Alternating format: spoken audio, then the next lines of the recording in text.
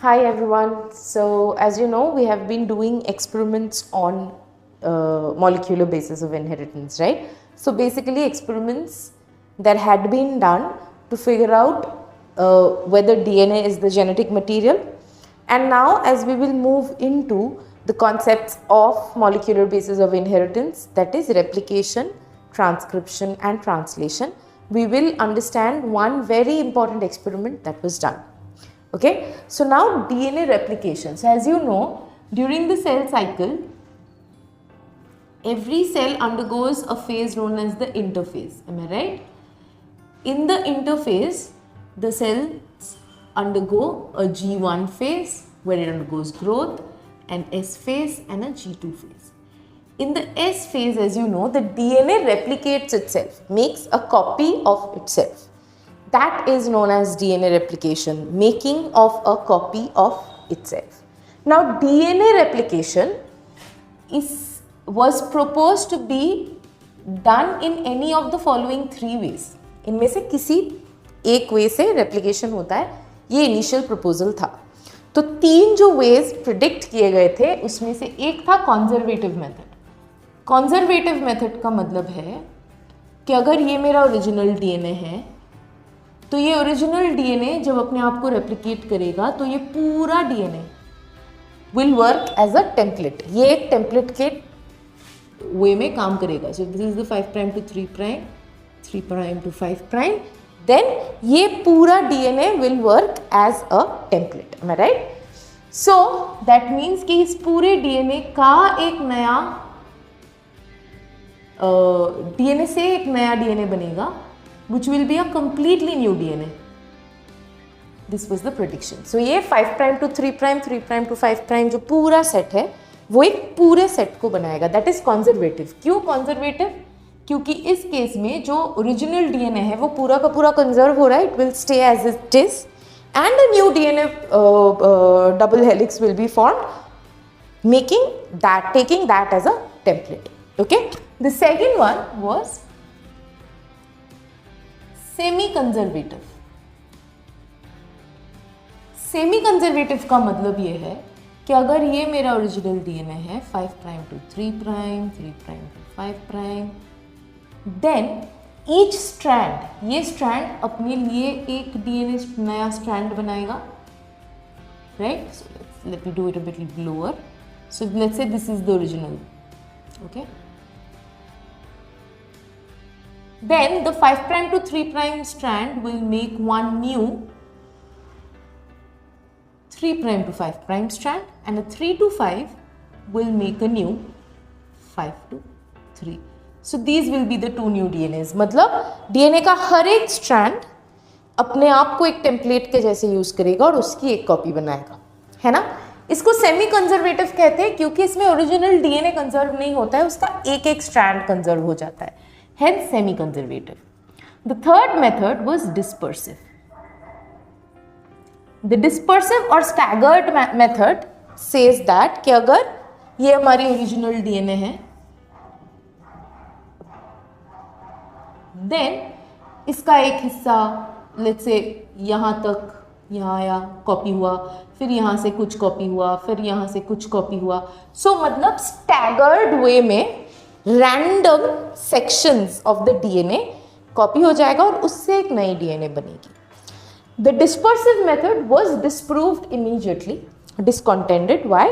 Because if you are randomly copying a DNA, then all genes, all important information will not be passed on to the next generation in the correct order or in the correct manner. Correct?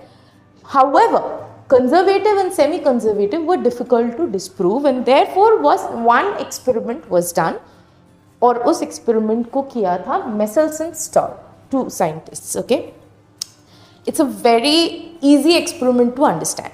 Now what is Michelson-Stahl's experiment? The basic principle of Michelson-Stahl's experiment is to say that अगर मैं E. coli को एक medium में grow करती हूँ तो उस medium में जो अवेलेबल नाइट्रोजन है उस नाइट्रोजन से वो अपने अगले जनरेशन की डीएनए कंपोज करेगा, right? Because to make new DNA you need dinucleotides, okay, which will have nitrogenous basis.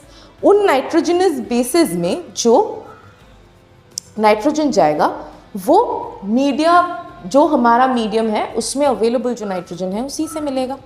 So now what the scientists did was they first made a batch of E. coli which they grew in N15, which is the heavy isotope of nitrogen, for a few generations. Okay? तो इससे क्या होगा कि E. coli जो हमारे पास रह जाएगा वो सारे उनके DNA will be made up of heavy isotope of nitrogen. Correct?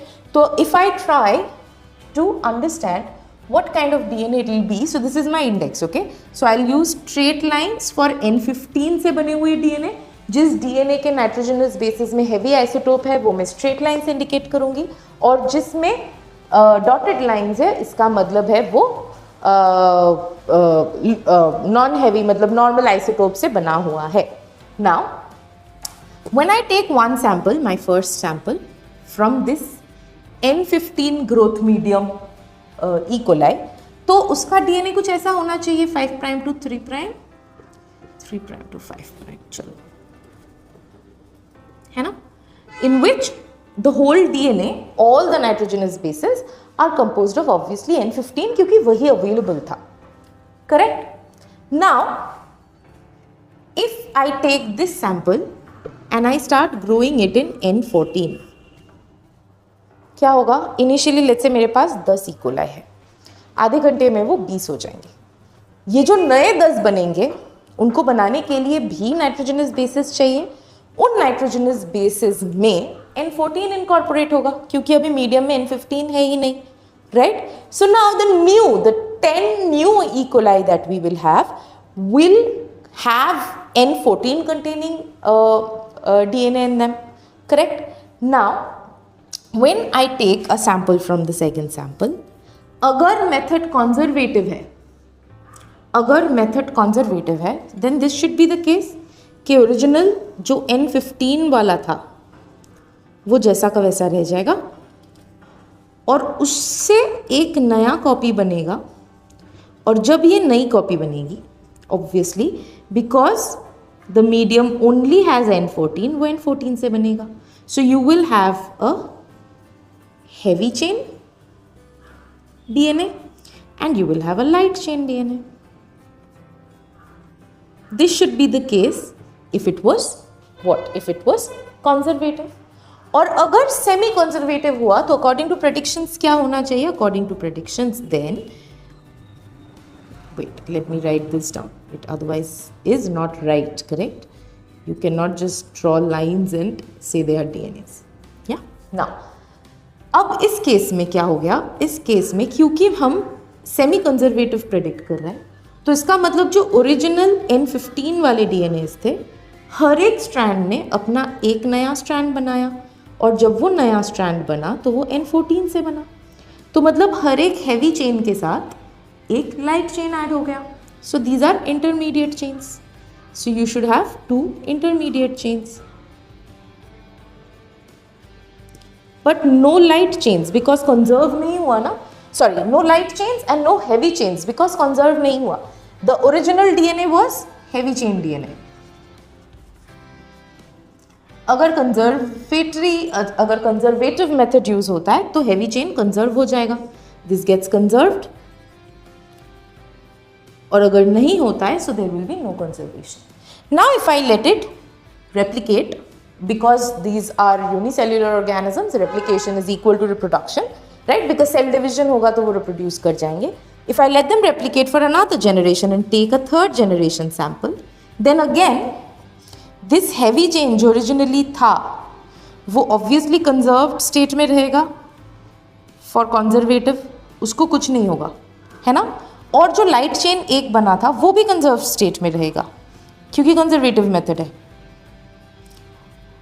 But from this a new chain will be formed and because N14 is only available, वो नया chain light बनेगा.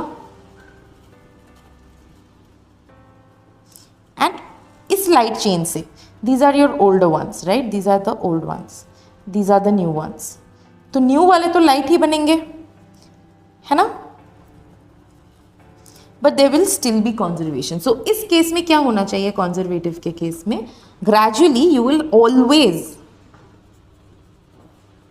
Have heavy chain, heavy DNA जो conserved DNA है, conserved parental DNA है, and you will have increase in light chains. Now at the same time अगर मैं consider करूं ये सेमी कंजर्वेटिव है, then let's again write these first.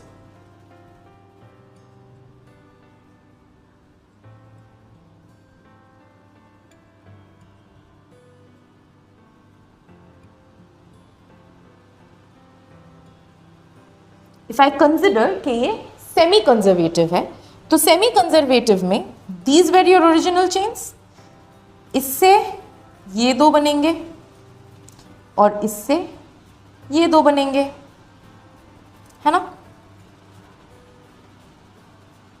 Right, और इनसे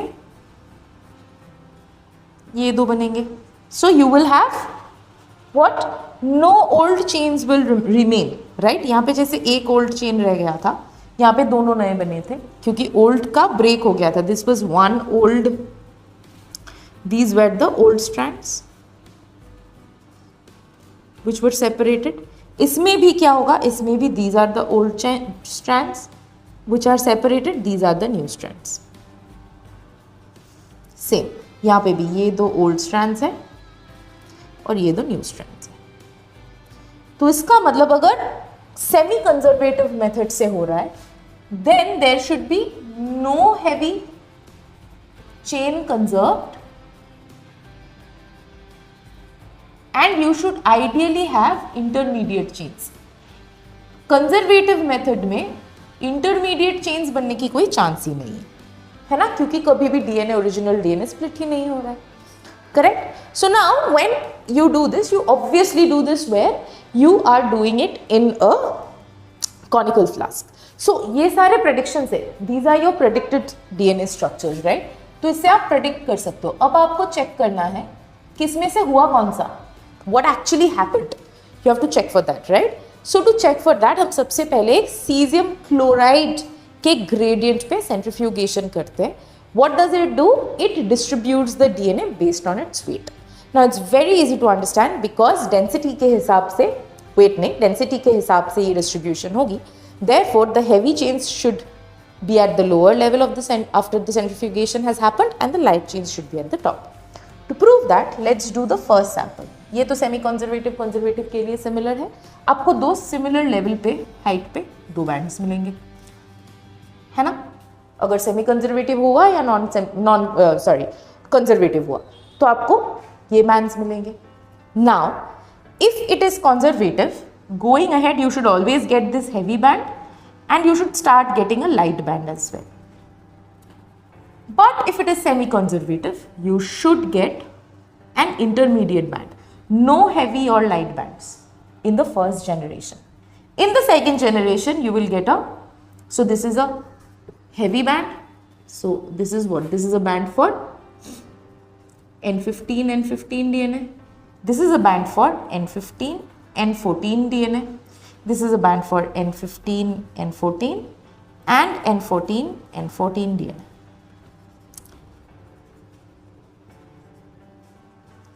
Right? So intermediates बन रहे हैं और heavy N15, N15 chains नहीं बन रहे हैं.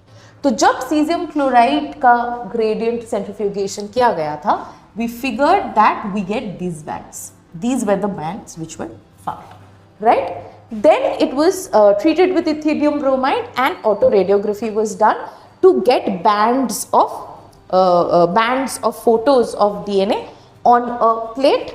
When that was done, it was seen कि N15 के लिए जो band बन रही है, वो band DNA replication के बाद और बनता ही नहीं है. This does not happen. Okay? You get a band which is slightly lesser in weight or in density as compared to the original band. Okay, the N15 E. coli band and then in the third generation you get an even lighter band. Lighter matlab it's shifting towards the lighter end of the, so you get two separate bands, and gradually it is also seen that this band, the intermediate band, gets darker and darker. क्यों? क्योंकि intermediate DNA ज़्यादा हो जाएगा, है ना? So दो intermediate DNA है यहाँ पे भी दो है, इसके आगे भी ये दो ही रहेंगे, but everything else will be light DNA, no? So the light DNA band will be heavier and will get darker and darker and darker, right? So this experiment without a doubt proved that DNA replication is semi-conservative in nature and not conservative. Okay, so this is Michelson-Stahl's experiment. I hope I was able to explain it to you. If you have any doubts, feel free to drop questions in the comments. We will be doing questions, PYQs on all of these experiments in the upcoming videos, and then we will move on to DNA structure. Thank you so much.